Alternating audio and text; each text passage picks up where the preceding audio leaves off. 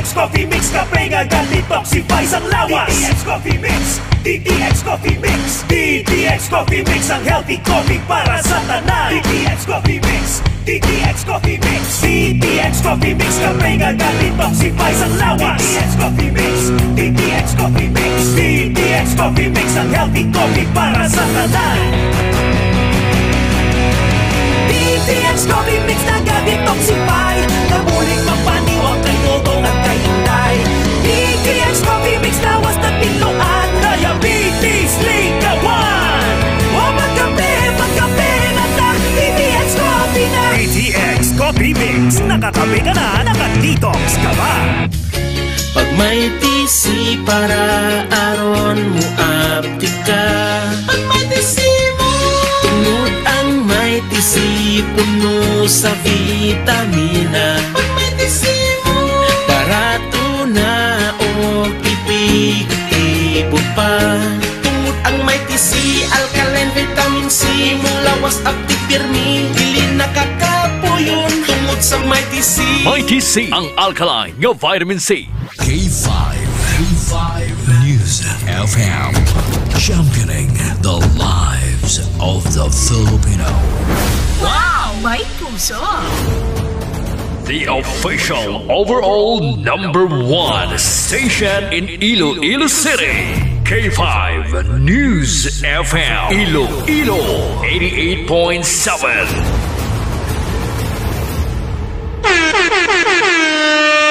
Oras sa K5 News FM Iloilo, Philippine Standard Time, alas 6:02. Kahit saan, kahit kailan, ang pinapakinggan, K5 News FM. Number one, ang himpilan ng sambayanan. K5 News FM, championing the lives of the Filipino. Mga ka-K5, taus-puso po kaming nagpapasalamat sa inyong walang sawang suporta at patuloy na pagtangkilik sa aming mga programa sa 88.7 K5 News FM Iloilo. Kayo ang aming lakas at inspirasyon sa bawat balita at impormasyon na aming inihahatid. Kailanman ay hindi kami magsasawa at mapapagod dahil nakakataba ng puso na kayo ay aming mapagsilbihan. Ito ang nag-iisang kampiyon sa balita, kampiyon sa drama, kampiyon sa musika, kampiyon sa komentaryo, at kampiyon sa serbisyo publiko. K5 News FM, championing the lives of the Filipino. Kampiyon sa balita, kampiyon sa drama, kampiyon sa musika, kampiyon sa komentaryo, kampiyon sa serbisyo publiko. Pantera noon, K5 News FM na ngayon. Ito ang kampiyon nga istasyon, K5 News FM, championing the lives of the Filipino. D3 Bio Evening Newscast. The latest and the most comprehensive news of the day. Dito lang mapapakinggan sa D3 Bio Evening Newscast. Mga naglalakihang mga balitang lokal. Balita mula sa Luzon, Visayas at Mindanao. Mga balita sa labas ng bansa. Balitang sports at mundo ng showbiz. D3 Bio Evening Newscast. At ngayon, narito na ang inyong K5 News Team. Ka-K5, Sunny Sarabia Punay at Kimberly Caluyo.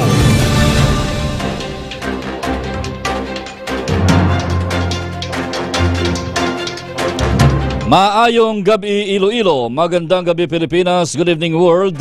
Welcome sa D3 Bio Evening Newscast. Martes nga adlaw, Pebrero 25, tuig 2025. Mga ka-K5, sarang kita mabatian sa 88.7 sa inyo tagsa ka may FM dial. Makitan kag mabatian man kita worldwide, pinaagi sa aton official Facebook page ang K5 News FM Iloilo 88.7. Sa gyapon sa ngalan sang serbisyo publiko, kami ang inyo mga tagbalita. Ini si K5 Sunny Sarabia Punay. Kag ako naman ang inyo alagad, ako si ka K5 Kim Montaño Caluyo. Sa mga pangulong dinalan, ginadulong sa kalwan sang D3 Bio. Nahimo sa vitamin D3 kag virgin coconut oil. Sa mga nagabalik-balik ang hilanat o bukang sipon, kag para makalikaw kita sa dinggi, magtumar sang D3 Bio sang Klinika de Alternativo Medicina. Natural nga antiviral kag antibacterial. Gani kung gusto nyo mag-ayo, mag D3 Bio. Sa nagapanguna nga balita lokal, mga naglapas sa Comelec gun ban sa Western Visayas, naglabot na sa 57. Sa dugang balitang lokal, ICPO malibot sa mga eskwelahan kasunod sa natabo nga stabbing o stabbing incident sa Iloilo City High School. Samtang taga-isat nga nangin top notcher sa Mechanical Engineers Licensure Examination, disiplina ang nangin alas agud mangin madinalagon. Sa dugang headlines, Iloilo City Government magapatawag sang meeting kaupod ang Department of Public Works and Highways sa DPWH na tuhoy sa mga delayed nga proyekto sa syudad sang Iloilo. Sa balita nasyonal, ill-gotten wealth case bato kay Marcos Sr. ginbasura sang Sandigan Bayan. Sa dugang headline sa Balitang National, COMELEC o Commission on Elections nagtukod sang task force nga magapatuman sang guidelines sa election survey. Balita international, Pope Francis nagapabilin sa critical nga kondisyon apang nagapakita na sang slight improvement. Kag sa ato naman balita sa patag sang sports, Chicago Bulls gintambakan sang 32 puntos o 32 points nga abanse ang Philadelphia 76ers.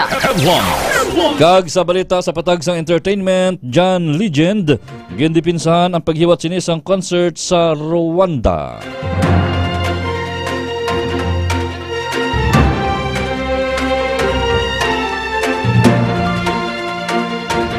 Kag amay ito banwa ang aton mga headlines sa aton nagapanguna kag nagabaga nga mga balita.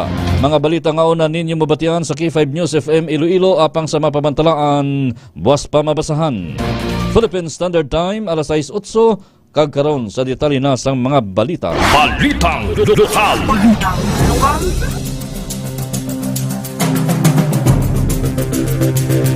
Ang masunod nga mga balita lokal nga inyong mabatian, igadulong sa kalwan sang Klinika DTX Coffee Mix with ampalaya, chia seeds and sugarcane extract powder para sa may mga diabetes o kunyara na sa bibi sang pagka-diabetiko nga bawal na ang mag-inom sang kape nga puro lang kalamay. Hindi magkabalaka, pwede gihapon makapangapi, mag-Klinika DTX Coffee Mix ang pinaka-healthy nga kape.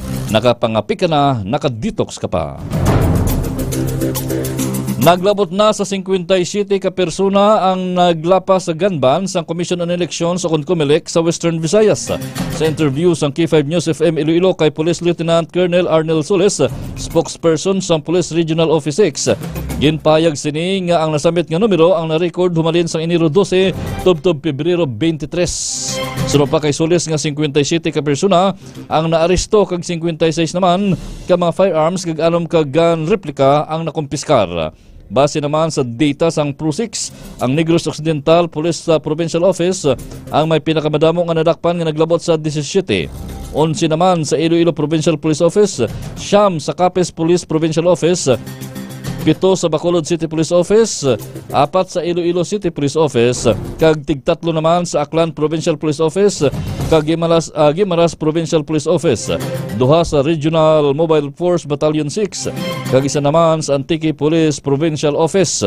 Samtang nahibloan nga ang pagpatigayon sang COMELEC checkpoint kag pagpatuman sang gun ban ang may kantanan sa Republic Act No. 7166 o kunang an act providing for synchronized national and local elections and for electoral reforms, authorizing appropriations therefore and for other purposes kag subuman ang COMELEC Resolution No. 11067 nga na-promulgate sa tong 20 or September 25, 2025. Sa dugang nga balitang lokal, natala na nga maglibot ang Iloilo City Police Office kon ICPO sa mga eskwelahan sa syudad sang Iloilo kasunod sang insidente sang pagpangbuno sang isa ka estudyante sa kapareho man sini nga estudyante. Eri ang ginpahayag ni Iloilo City Mayor Jerry P. Treñas. Dugang pasang natungdan, amat-amat naman nga nagbalik ang gang sa Iloilo City. Samtang nakigsapol naman ang mga kapulisan kaupod ang Iloilo City Social Welfare and Development Office kon CSWDO kag ang pamunuan sang Iloilo City High School para sa managakaigo nga tikang agud malikawan nga masulit ang amo nga insidente. Alas 6:11 nga oras sa iban pa nga balita lokal. Halin sa handom nga manginsiman, nagtupa sa Mechanical Engineering nga kurso sa Iloilo Science and Technology University o kung ISATU, main campus si Francis Von Gonzaga Hisura, 23 anyos nga taga-barangay Magamay, Nueva Valencia, Guimaras. Si Hisura ang top 6 sa Mechanical Engineering Licensure Examination nga ginhiwat sa Pebrero sining nga tuig matapos makakuha sang 89.80% nga rating. Nangin maukod ini sa pag-review kag naghandom man nga mangin top-notcher apang sang nakuha na sini ang nasamit nga pasinawan, ginpangamuyo na lamang sini nga makapasar. Tuma naman ang kalipay nga nabatyagan sini kag sang iya pamilya sa kadalagan nga iya nalabot. Ang sakripisyo ang nabayluhan na sang matamis nga realidad. Ginapasalamatan man sini labaw sa tanan ang Ginoo, ang iya pamilya, mga abyan kag nobya nga nagsuporta gid sa iya.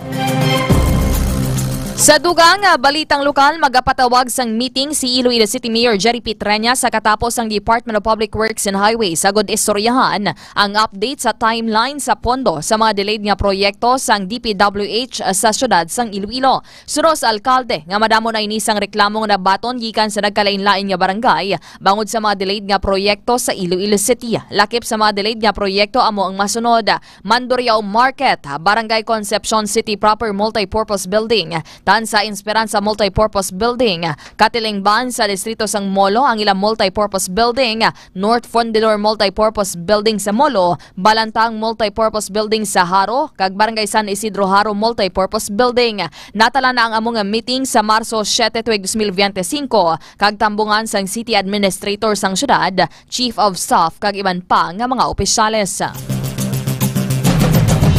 Ang masunod naman nga mga balita nga inyo mabatian igadulong sa kaluan sang Mighty C. Alkaline-based nga vitamin C, wala sang hapdi sa tiyan, gani pwede gid magtumar bisan wala sang kinaan. Mighty C, labi gid pabaskog para mas protektado kita kontra sa mga balatian. Nagabulig sa aton nga heart health, agud makalikaw kita sa stroke kag heart attack. Nagapahamis pa sang kutis, gani bisan may edad na, hubin gihapon ang itsura. Ginaaligar nga nakaengkwentro sang Regional Mobile Force Company Region 6 o kon RMFB6 ang New People's Army sa barangay Atibunan, Banwa sang Haniway, kaina sang aga. Suno kay Police Captain Hector Ayagan, ang hipi sang Haniway Police Station, alas 7 sang aga sang nagbaslanay sang lupok ang duha ka kampo kag nagdugay sang 5 ka minutos.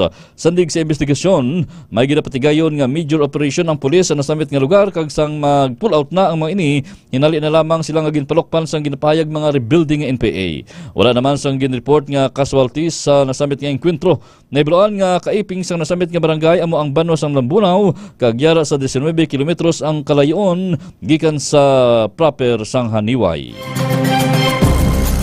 Sa piyak nga bahin, napuwag ang mga pumuluyo malapit sa isa ka junk shop sa Kalahunan, Mandurriao, Iloilo City matapos nga isa kadako nga kalayo ang nag-ibwal sa nasambitan nga lugar. Nagluntad ang sunog las 11:12 kaina sang aga kun siriin. Nagdangat ini sa third alarm. Gilayo naman nga nagresponde makatapos ang BFP agon mapalong ang kalayo kag gindeklarar ini nga fire out alas 12 o kon alas 12:20 sang udto. Ang ND junk shop nga nasunog ang ginapahayag na panag-iyahan ni Neneng Doktora. Maswerte naman nga wala sang wala sang napilasan kag wala man sang nadulaan sang kabuhi sa amo nga insidente kag sa karon padayon pa ang investigasyon sa gintunaan sang sunog. Iling nga bahin sa aton mga pagbalita, ginadulong naman sa kaluan sang Clinica DTX 500 with ampalaya leaves and the sugarcane extract para sa may mga diabetes, sa mga hindi makatulog sa tion sang kagabihon para nga mangin mahamuok ang katulugon, mag-Clinica DTX 500 adlaw-adlaw. Nagabulig ini para makalikaw kita sa mga balatian, ilabi na ang cancer. Clinica DTX 500, the superior antioxidant. Hugot nga ginpanginwala sang subject nga si Alan Malacapo Rico aka Tuto 45 anyos pumuluyo sang Kalumpang Mulo sa siyudad sang Iloilo nga nagaduso ini sa illegal nga droga apang wala naman sang pangduha-duha nga ginako nga nag-usar ini sa pagsilibrar sang iya kaadlawan kahapon Pebrero 24 sa ginpatigawin nga drug bypass operation sang Iloilo City Police Station 4 kag Mulo PNP sa buligman sang Regional Drug Enforcement Unit natigayon nga madakpan ang suspect sang isa ka plastic sachet sang suspected shabu gamit ang 2,500 pesos nga bypass money. Dugang pa nga nakuha sa iya ang paghinakop ang isa ka wallet nga itom nga may unod nga 18 ka hot-sealed plastic sachet sa suspected shabu, lighter kag pila pa ka mga drug paraphernalia. Yara naman sa 70 gramos ang kabugusan nga suspected shabu nga may standard drug price nga 476,000 pesos. Sa dugang nga detalye, nagdangat sa 6.64 million pesos nga balor sang illegal nga droga ang nakumpiskar sang nagkalain-lain nga unit sang Police Regional Office sa PRO 6 sumalin sang Pebrero 22 tubtob Pebrero 24 tuig 2025 sa Western Visayas. Sa interview sang K5 News FM Iloilo kay Police Lieutenant Colonel Arnel Solis, ang spokesperson o kontag pamaba sang PRO 6, ginpayag sini nga yara sa 960 grams ang kabugaton sang suspected shabu kag 975 grams naman sa marijuana ang nakumpiskar sa mga operasyon sa sulod sang 48 ka oras. Suro pa kay Solis nga 17 naman ka suspect ang naaresto sa diin 5 diri ang high value individual o kan HVI kag 12 naman ang street level individual o kan SLI. Ang Bacolod City Police Office o kan BCPO ang may pinakadako nga nakumpiskar nga nagdangat naman sa 4.18 million pesos nga nagabalor sang droga kag may anom nga mga naaresto. Ginasundo naman ini sang Iloilo Police Provincial Office o kan IPPO nga may 1.76 million pesos nga nakumpiskar kag may isa ka na aresto. Kag Iloilo City Police Office o kan ICPO nga may 448,000 pesos nga nakumpiskar kag may 4 ka mga naaresto. Samtang nagapangatubang naman sang kaso nga paglapas sang Republic Act 9165 o kon Comprehensive Dangerous Drugs Act of 2002 ang mga arestado. Sa katapusan ng balita lokal, isa kadako nga kahiwatan subong adlaw Pebrero 25 para sa Klinika de Alternativo Medicina and Wellness Center sa pagsilibrar sang ila ika-17 nga anibersaryo. Ang Klinika de Alternativo Medicina nga ginapanagyahan ni Chief Executive Officer kag President Doc Ramil Oy ang madugay na nga nagaserbisyo agud nga mahatagan sa epektibo nga suplemento ang mga pumuluyo sa naglain-lain nga bahin sa pungsod. Sa sulod sa 17 katuig, madamo na sa mga nakapamatuod sa alibyo sa mga produkto sang Klinika de Alternativo Medicina kasubong sang DTX 500, D3 Bio, Mighty C, DTX Coffee Mix, DTX Beauty Soap, kag madamo pa nga iban. Nega-offer man ang klinika sang free check-up sa naglain-lain nga branches ini, nagapatigayon sang tuigan nga medical mission, agud idulong ang libre nga konsultasyon sa mga pumuluyo kag mayara man sang libre nga bulong nga mahimo makuha sa ang mga benepisyaryos amo man nga nangin kaupod sa programa nga ginahiwat sa bugos nga pungsod sa kapistahan man o kon anibersaryo sang government and non-government agencies. Padayon naman sa karon kag sa palaaboton nga mga tinuig ang pagserbisyo sang Klinika de Alternativo Medicina and Wellness Center sa mga pumuluyo bilang numero 1 nga partner kag kabulig sini sa pagatipan sa ikayong lawas sang katawhan. Gani sa tanan nga mga nagabugos sa Klinika de Alternativo Medicina and Wellness Center, malipayon nga anibersaryo sa inyo tanan.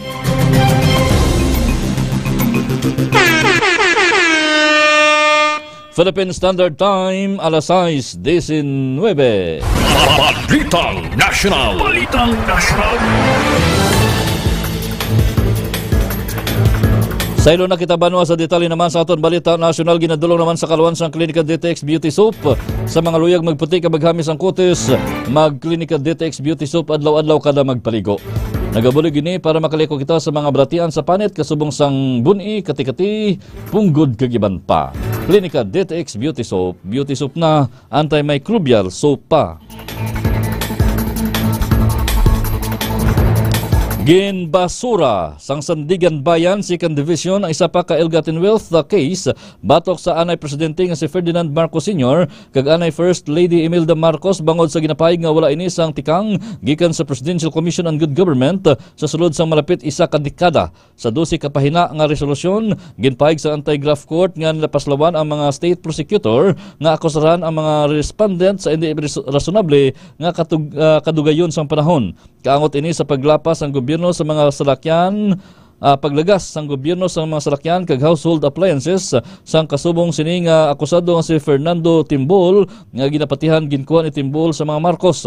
Ginpasaka ang kasos nga civil case 0032 sang July 1987. Kabahin ini sang 40 ka mga kaso nga ginpasaka sang PCGG batok sa mga Marcos kag ilang nga mga krone may kantanan sa ginapahayag nga ill-gotten wealth.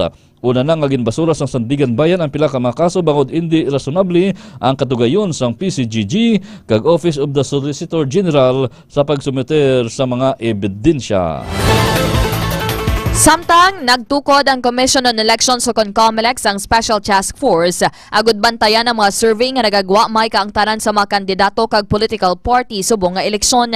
Ang Task Force Regulation and Enforcement of Survey Practices for Election Credibility and Transparency o kung ginatawag man bilang RESPEC ang may katuyuan nga magpatuman sang guidelines sa lehitimo nga survey firms kag organization.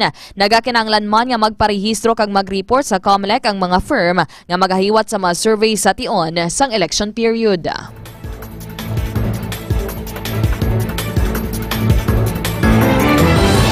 Ini nga bahin sa aton mga pagbalita, ginadulo naman sa kaluan sang klinika Dio Fresh Dio Roll-On. Pagkatapos paligo, hindi gin magkalipat magamit sang klinika Dio Fresh Dio Roll-On para nga preska ang pamatyagan sa bilog nga adlaw. Naghatag ini sang 48 oras nga proteksyon kontra sa bahong balhas. Klinika Dio Fresh, the natural Dio Roll-On.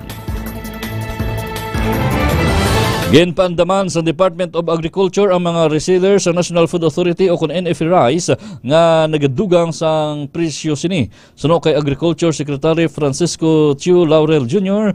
magapangatubang sa nagakiigo nga silot ang sinuman nga mapapatudan nga ginahingalitan ang presyo sang NFA Rice. Ang pagpaandam sa kasunodman sa pag-umpisa sang bintahanay or pagbaligyaanay sa nasabit nga bugas sa mas manubo nga presyo sa syudad sang San Juan sa Metro Manila. Patag pasini nga mahimo lang ibaligya ang NFA Rice sa presyo nga 33 pesos kag 35 kada kilo. Yara naman sa mga lokal nga pamunuan ang desisyon kung ano ang ila diskarte sa pagbaligya sang nasambit nga bugas. Sa ato naman pinakaulihi nga balitang national, ginpahayag sang Government Service Insurance System o GSIS nga nangin-estable na ang ila financial results sa tuig 2024 matapos nga nagdangat ang ila net income halin sa operations sang 135.7 billion pesos nga 21% nga mas mataas kung ipaanggid sa 112.1 billion pesos sa tuig 2023. Dugang pa sang GSIS nagsaka sang 9.23% o kon 1.83 trillion pesos ang ila kabugusan nga asset. Suno pa kay GSIS President and General Manager Wick Veloso, rason sa manami nga income sang ahensya ang mabaskog nga balik sa investments kag insurance operations. Ginpasiguro naman ni Veloso nga ang nasambit nga diskarte sang GSIS ang magapasiguro naman sa estable nga pagpasanyog o kon pagsanyog tubtob sa tuig 2058. Balita International.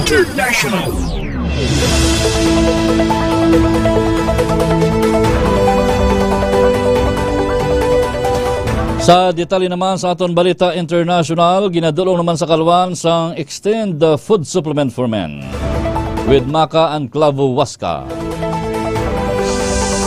Sa mga madali kapuyon, kag pirmi lang ginakapoy, mga maluyan ang tuhod, magklinika Extend the Food Supplement. Bastante sa amino acids kag phytonutrients, gikan sa Maca root kag Clavo Huasca, ginapatas ang libido, ginabalik ang gana kag ginapaayo ang performance. Klinika Extend the Food Supplement for Men. Nagapabilin nga yara sa critical nga kondisyon si Pope Francis nga nagapadayon nga nagapakigbato sa double pneumonia. Apang iya kondisyon ang nagapakita man sang slight improvement suno sa Vatican.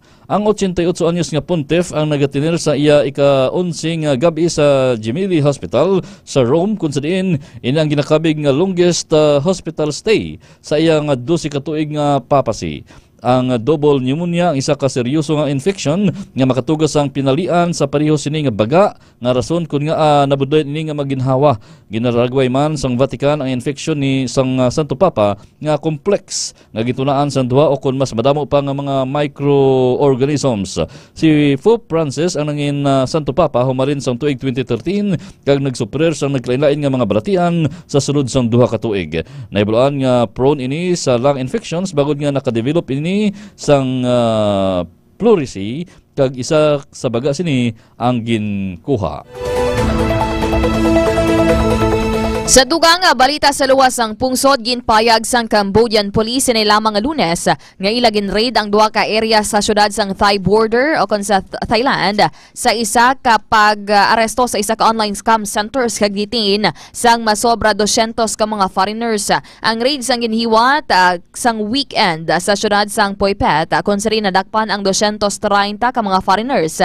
Lakip na diri ang 123 ka mga Thai matapos ang 3 ka bulan nga investigasyon. Nagapakigangot naman sa karon ng Cambodian Police sa ila Thai counterparts. May kaangtanan sa Thai nationals.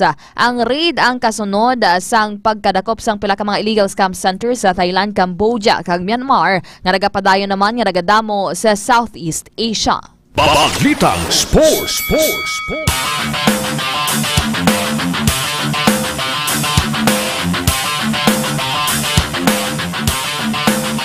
Sa detalye naman sa aton balita sa patag sang hinampang, ginadulong sa kalwan sang klinika Spur Biotics with 80 billion CFU sang good bacteria o kon probiotics. Sa mga nabudlayan magpamuhin, magklinika Spur Biotics, nagabulig initinlo sa aton tiyan kag kulon, agud makalikaw kita sa mga balatian ilabi na ang colon cancer. Klinika Spur Biotics, the fortified probiotics. Sa nagapadayon nga NBA regular season subong nga tuig, mas nagainit naman ang masandukot nga hinampang sa mga NBA teams. Gintambakan sang Bulls ang 76ers sa 32 puntos nga banse sa score nga 142-110. Ginpangunahan ni Josh Giddey ang Bulls nga nakapagkit sang double-double 25 points kag 16 ka mga rebounds. Ang 76ers naman ang ginpangunahan sang ila superstar nga si Paul George nga may 19 puntos.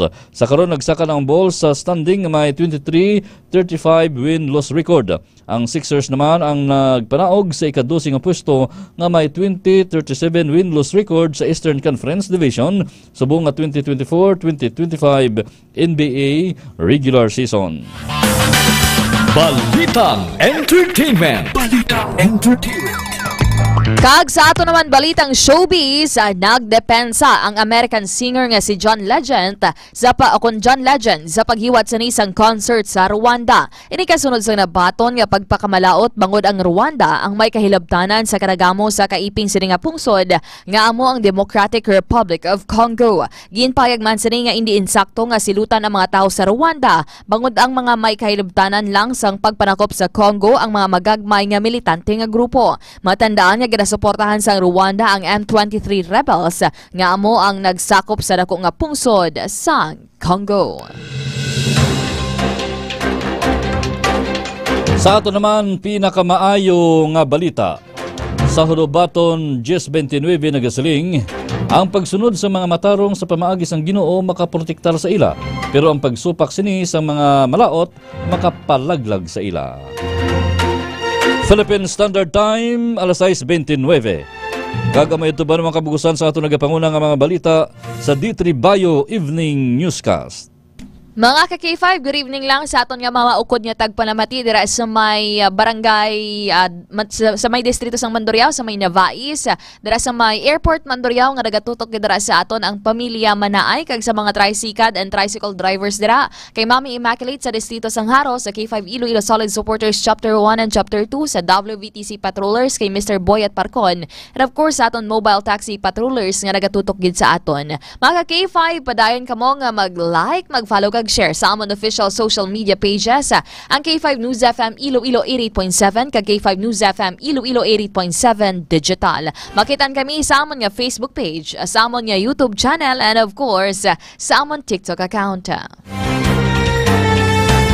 Ining pagbalita ginadulong man sa inyo buylog ni K5 Re Espiha Umalay nga palangga gid ang mga tagapututan. Bantayan man ang mga programa sa gabi sa K5 News FM Iloilo alas 7:09 ang programa K5 o kunang Funpal upod kay K5 Tritisoy. Alas 9:30 tubtob alas 12 ang palatuntunan K5 Night Watch upod kay K5 June Kapulot.